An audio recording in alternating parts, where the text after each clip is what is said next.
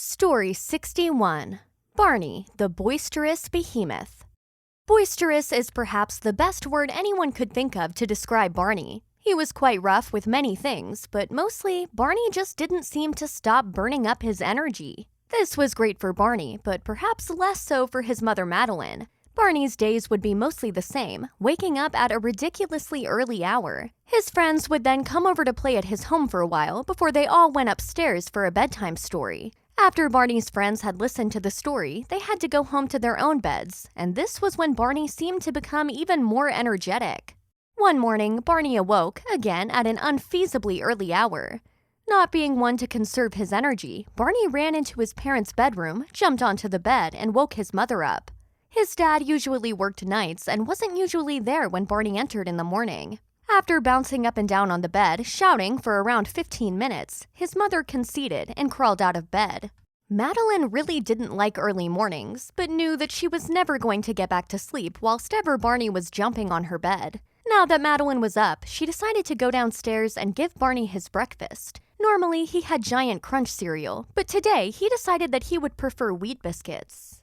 Madeline wasn't surprised by his choice, as he did like both of these options. She was equally as unshocked by Barney's request to have chocolate with his breakfast. Madeline was quite strict with Barney's diet and so wouldn't let Barney have any chocolate before his lunch. After all, Barney had far too much energy before lunch for Madeline to keep up with him, so chocolate really wouldn't be a good idea.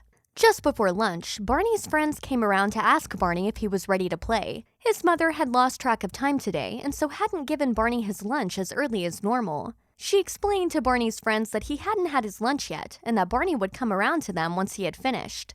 This was a perfectly reasonable explanation for Madeline, although due to Barney's age, he just wanted to play. Now that he knew he could play with his friends once he had finished his lunch, he suddenly decided he wasn't hungry anymore. His mother knew this would happen and so continued to try and feed Barney his lunch, knowing how much he would need the energy. After about double the time it normally took for Barney to eat his lunch, his mother had become exhausted trying to convince Barney he needed to eat, and so let him go outside to his friends. Once Barney went back outside, his mother went into the living room, put her feet up, and tried to get some more rest. Barney was outside playing for a good few hours, but it only felt like a couple of minutes rest for Madeline before he came back in for his bedtime story. Madeline knew that all of Barney's friends came around for story time as well, and she didn't mind this. It was when they all went home after, and Barney became even more boisterous, that she really started to lose her patience with him.